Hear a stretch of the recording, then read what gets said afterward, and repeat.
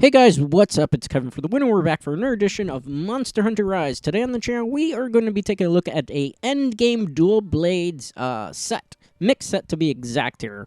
We are going to be using probably for the moment the best dual blades. That's the Sinister Fem Blades.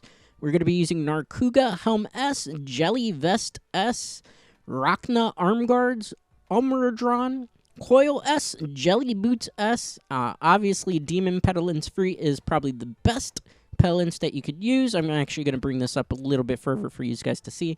So Narkuga Helm S, there's the resistances, so it doesn't really like to take fire or thunder damage particularly very well. It gives us Evade Window level 2. Jelly Vest, as you can see here, that gives us Blast Attack level 2, as well as Constitution. Rachna Arm Guards, that gives us Constitution level 2, Stamina Surge. Umradron gives us Evade Window level 2 and Power Prolonger. Jelly Boots, again, it focuses on Blast Attack. There is Demon Petulance Free. And then for the Talisman, I'm actually going to use Earplugs. You could basically, if you have a really good Talisman, get Evade Window or Evade Extender to just make things better. This is the full stats here: 223 attack, 404 defense. As you can see, pretty good resistances all around. These are the skills. So we have level 5 Evade Window. We have Blast Attack level 3 because we are using a blast weapon, so we want to procure Blast a little bit faster. Constitution at level 2. Defense boost just so we can be a little bit more tanky. Earplugs level 3, that way we can deal with kind of monsters that roar, because we can get roared and knocked out of things, which is kind of annoying when you're trying to set with dual blades. Power Prolonger level 2, that way we can keep our Demon Dance gauge a lot higher. Stamina Surge, as you see, and Flinch Free. So we are going to be just doing one monster for this particular demonstration because dual blades is very good at procuring status effects. Unfortunately, there are not a lot of status dual blade weapons really at our disposal as of yet. This might change depending on the contents of the update, which by the time you are watching this video has probably gone live already, and hopefully I will have to eat my words, in particular with the dual blades having not that many good status ones, but it's pretty good at procuring status effects. It doesn't deal a ton of damage to get you those super fast clear times like a hunting horn or obviously any of the range weapons that just kind of demolish things.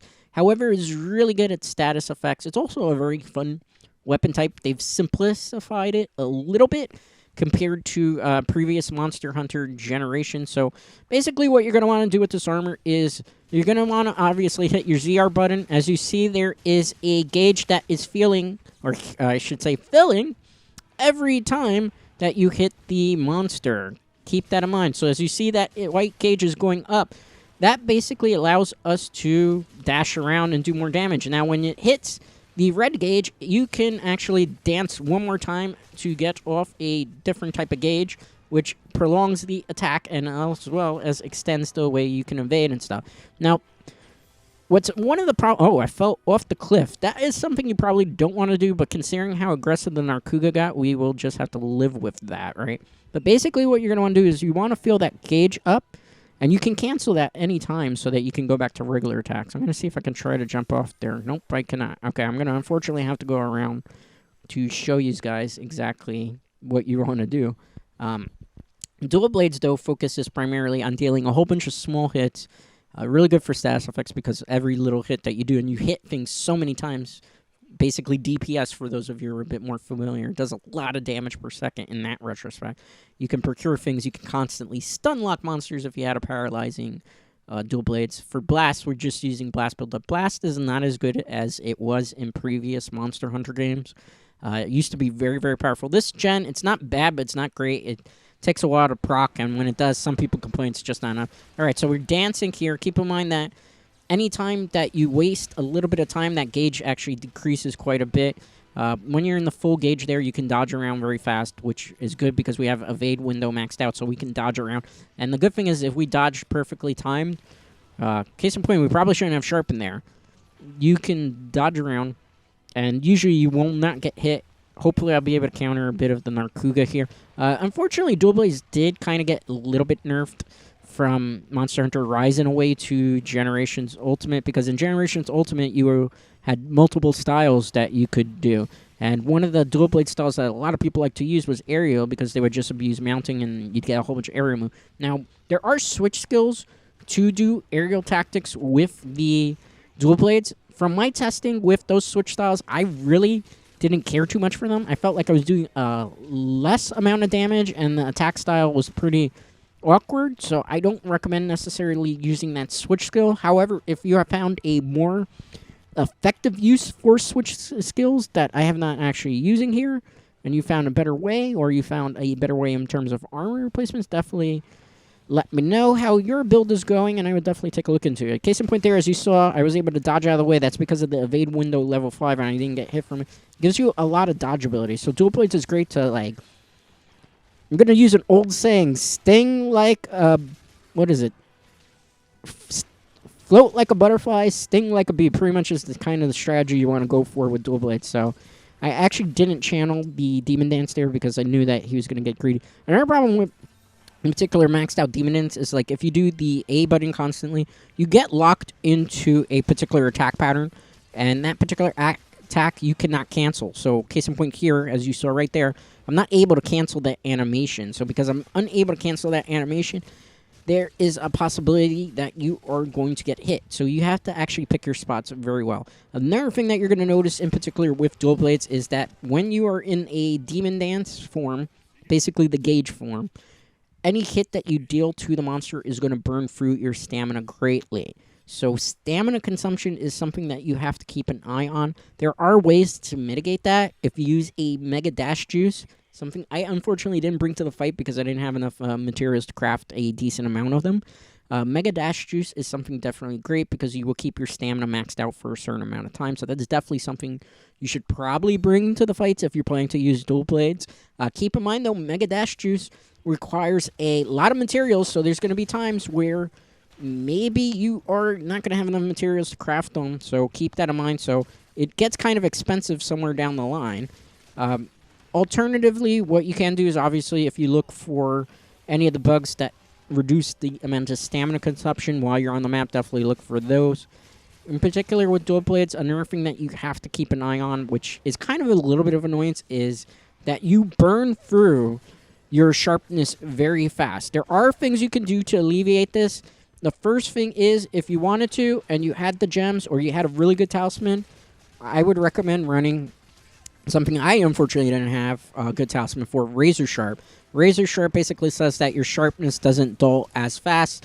That is a great quality of life skill to have on the dual blades, considering the amount of hits that you're doing. You are burning through that sharpness extremely fast because it's kind of like machine gun hits. Case in point here, that's the regular attacks that you can do. Good thing about that is you have a little bit more freedom when you're not in Demon Gauge. But the whole point of this particular build and the way we're running it is you want to kind of keep always your Demon Gauge maxed out, so that way when you do your damage and you're attacking and you're moving around, you do the maximum amount of damage. So definitely make sure to keep that gauge full at all times, so that way you can just get the maximum amount of. Now, keep in mind, Narkuga is a little bit of a pain in the rear end to deal with, so I am going to dodge a little bit here, so that way I do not cart, because it would be pretty bad to cart in my showcase video. Fortunately, we had one of our nice Pelcos actually set the trap down. As I mentioned in the previous video, there is a way to get your Pelcos to actually do more. A lot of people have been complaining that their Pelcos are like just sitting around not healing them when they should be healing them, and vice versa and other things. The way you do that is you go over the options past let me ride, which would be like 2 options down, and you use the fell vine to basically get them to actually use their skills and abilities more often. So, case in point there, you see I already did it once. I'm wait for that to max out again, and I'll use it again. And then you get your Pelcos to do their skills. Another good thing about this particular setup is that you can kind of exhaust monsters. When they get exhausted, case in point with the Narkuga here, you can kind of take advantage of them being so weak. Now, if you wanted to, I can't really say that word because I try to keep it PG, but if you wanted to, have a couple of giggles and a couple of lulls, you weren't really focusing on super optimization of your weapon, you could, in theory, because you're doing so many hits to a monster anyway, run Stamina Thief and try to exhaust the monsters more often, and that way you could just constantly focus on the head. Obviously, because of this particular armor's setup, you basically want to be attacking the head because you can do the maximum amount of damage, because we take advantage of certain skills on here to boost our affinity, and basically, obviously, weakness exploit is very important because it says when you hit a weak spot, you do more affinity, which basically is, for all intents and purposes, critical hit damage. So definitely it's something that you kind of want to focus on. However, obviously, when it comes to dual blades and fighting monsters, monsters are super mobile, move around a lot, so the chances of you constantly hitting the head are harder, obviously, especially in high rank, so you definitely kind of want to move accordingly and try to take advantage. So obviously, whenever you see a monster down, definitely go for the head, unless you're trying to go for a tail cut. In that case, then obviously, then. Another thing about dual blades is it's a very good solo weapon. It does help in online play, however, because the dual blade users tend to not have a lot of freedom or control over themselves, especially when they're in demon gauge mode, there is a very high potential that they will trip their opponents if their opponents get too close to them. So obviously, you have to keep playing that, particularly online, conservatively. Honestly, sometimes it's really cool if you have a dual blade user that has the para dual blades, because it could just constantly stun lock the monster, which would be kind of helpful for light bowgun users and stuff. So there are some things that are dual blade users are welcome for, particular online rooms. It depends on the dual blade users setup as well, so keep that in mind. But you have to be very mindful of not tripping your partners, because obviously you're doing these combos and you're moving around too much, and obviously if you're all attacking the tail, you have a possibility of tripping your opponents, or not your opponents, but your partners quite a bit. So definitely you will have to keep an eye out for that. So case in point here, I'm vulnerable, so I'm going to try to dodge out of the way with the little bit of stamina I have, because you cannot cancel out of those combos. You can cancel the Demon Rush at any time by simply hitting the ZR button, but you cannot cancel out of a combo. I guess that is kind of the price you pay for having a great amount of dodge ability and the ability to DPS quite a bit against monsters. So that's kind of what really the strengths and weaknesses of dual blades are. Like I said, I don't particularly find them one of the best weapons in the game at the moment. They are a fun weapon to use. Again, you know, case in point here, you burn through sharpness a lot. Another quality of life improvement you could do if you had the skills for it and you wanted to kind of take away maybe from evade window, which I don't necessarily recommend, but you could gem in Mind's Eye here, or if you have a Mind's Eye talisman, so that way you don't bounce. Obviously, you can eat for many abilities, which would say that, you know what, your sharpness decreases less, or that you bounce less off of particular monster parts. Keep that in mind. So it's obviously one of the things you need on the set, which is what I'm running, I just haven't had an opportunity to sharpen, is Grinder maxed out, because you could get speed sharpening off very quickly. But basically the way you play this build is you max out the gauge and then you just go for weak spots and do a whole bunch of damage. And keep in mind, the more hits you get off, the more blasts you're going to procure, and blast will basically blow up on its own after a certain amount. And blast is good for breaking monster parts. Keep that in mind. So Part Breaker also kind of ties in very good for this set. But unfortunately, there's only so many skills that you can run on this armor. You are limited, obviously, because as it stands currently, there aren't a lot of low-level gems, and sometimes the level 2 gems are your only option to gem certain skills available. And on top of that, there's also the fact that certain armor pieces are very restrictive in what you can do. There aren't a lot of skills and a lot of good skills on certain armor. So you're kind of usually relegated to a certain niche amount at the moment. Obviously, this may change based on the current update that came out. Obviously, that's more experimentation and playtesting that the community and myself have to do before we can really say things. But at the moment, this is probably the best dual blades you can use. There's 2 other dual blades you can use. You could use the Narkuga dual blades because they do have affinity. I just feel like the blast dual blades give you a bit more bang for your buck, so to speak. But the dual blades you could run. You would have to switch out pieces. The Jelly Vest you would probably switch out for like a Zenogre piece. And then I would say probably the gloves you could switch out for either a Raphlos piece, or you could switch that for Zenogre or Anjanath gloves. And those are ways you can kind of modify it if you were using a different type of dual blades. This is just basically to get the Sinister Fem blades to get their maximum amount of damage. So keep in mind there's more than one way to run dual blades. This is the one that most of the community has kind of fallen upon. That's the one that people tend to like. If you want to run different dual blades, you have to obviously modify this particular armor set, because this just kind of fills the niche of blast. So then you have to obviously change the boots and change the gloves. If you have like endgame builds, probably you already have the pieces necessary to get the Narkuga dual blade set up here. Keep in mind the Narkuga is about to die. I am not going to capture it because this is one of those monsters that it is better to kill it. I have to watch out for those Bufangos. The Bufangos are pretty annoying monsters in the sense that they will trip you up and they will charge you.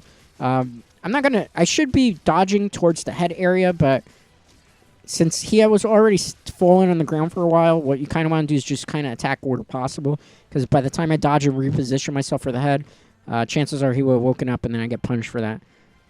Alright, I canceled out of the dance. Now I'm just going to kind of do regular attacks for a bit. Because I am waiting for a good spot to then go dash. Like here, you want to activate the gauge after I get a good dodge off. Case in point here. Because this is a good opportunity to just strike. So you have to pick your moments, know when to activate that gauge, and know when is a good time to kind of dodge with it. Oh, and Janam showed up again. So this is a turf war right now. Oof. I took a bad hit because I wasn't expecting for another turf war to occur right here. So let's see what happens here. I'm trying to get out of the way so let these two fight. They look like they're about to start a turf war. Are they? Yeah, turf war is happening. I'm just going to try to go get as much damage possible. Alright, I'm going to hang back here. I'm going to sharpen my weapon like a smart hunter because those two are fighting and he's kind of doing most of the work for me at the moment. Uh-oh.